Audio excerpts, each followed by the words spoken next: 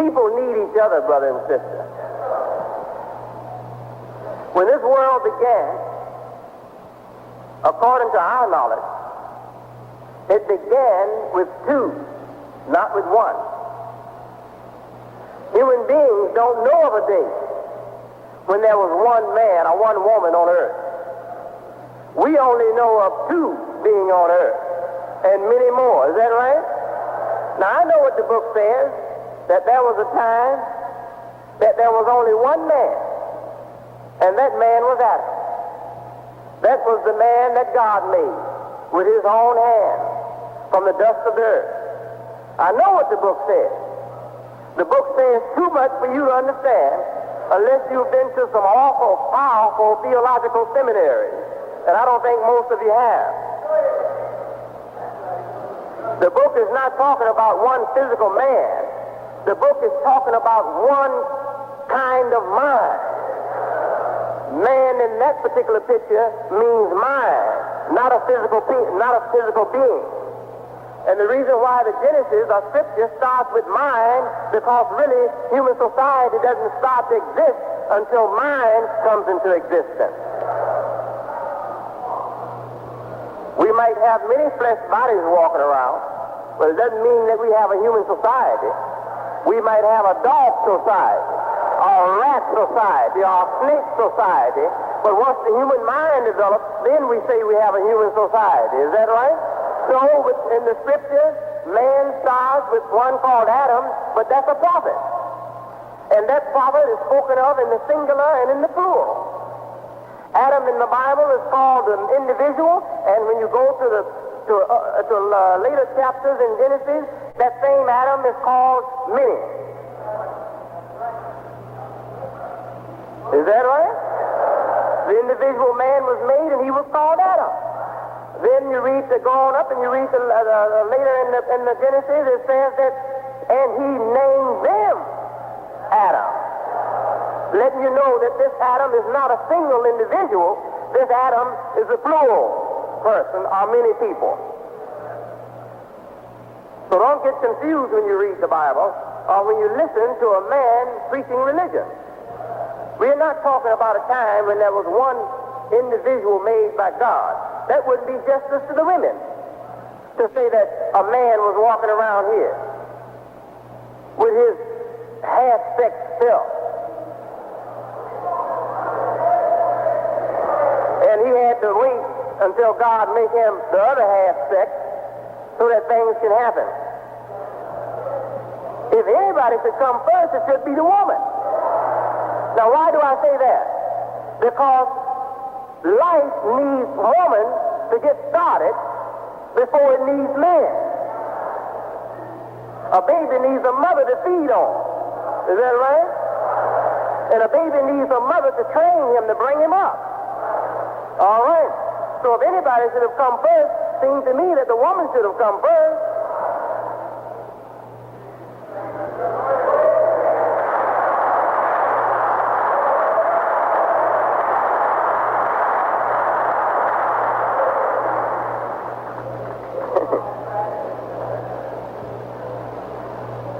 If you understand Scripture is not really concerned about beginning and end. Because no one knows the beginning and no one knows the ending of anything but Almighty God. And Almighty God has no beginning and no ending. You may say, oh, everything has to have a beginning and an ending. That's the limit of your own mind. You are on time, so you think everything else has to come on time or be ruled by time. Follow that kind of reasoning and you'll see that it's wrong. If you say, well, something had to be before God, then what was before that? Something has to be before that, is that right? And you will go on forever saying that yes, something had to be before that. So what you are saying in your own reasoning is that something has to be for something to come about. Is that right? And your own reasoning will make you go and go forever. So that tells you that something had to be here forever. Something had to have no beginning. Is that right?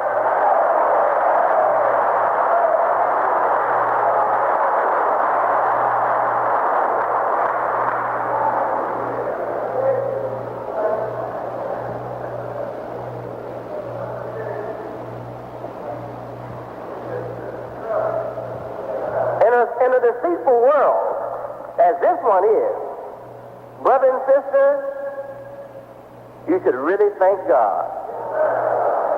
Thank God that there is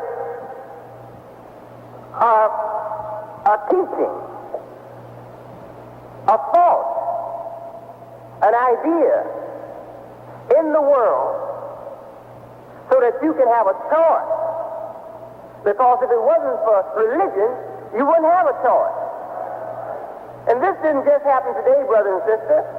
Religion has always fought the slave master, the tyrant, the devil, the thief, the liar. Religion has always fought those. In fact, there's no need for God to bring about any great revolution in religion, any great birth of a spiritual man or of a religious man, until there arise a threat to the human being. When everything is going well, there's no need to bring about any great change, because people have within themselves a bit of divine nature. If you are left to be yourself, that is, if you're protected from foreign influences that corrupt your heart and corrupt your mind and make you see things falsely, if you're protected from that, you will walk down the right path. Men who study so-called primitive societies, they have found that in certain primitive societies that they have studied, those people have had a society closer to the righteous society that's pictured in the Bible and Holy Quran than the societies that are represented and preached in the churches, synagogues, and mosques. Not that they were as great as our society in book learning or with tools, but when it comes to love for each other, concern for the members of the society, for their health and happiness, those primitive societies stood high above us. There's one right now that a man has written about, or two people have written about, called the Massadites. The Massadites, the Massadites is spelled Massadites, but it's pronounced Massadites. The Massadite tribe. They say these people knew of no cruelties and vices. This society that we live in has told us just the other thing around it. They told us that human beings are naturally sinful, and that you will be sinful unless you have God to save you. Is that right? That you just can't live without being sinful. Say, man is born in sin. This is not the true teachings of the prophets. Abraham didn't teach that. Moses didn't teach it. Jesus didn't teach it. Neither did Muhammad teach it. That man is born sinful.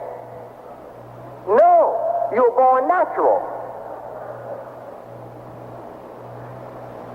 Ask the scientists who know the condition of the baby in the womb of the mother and his development, and they will tell you that the baby is never as pure in his life as he is in the womb of the mother. So in the womb of the mother, God created that baby as a clean and sterile child. Is that right?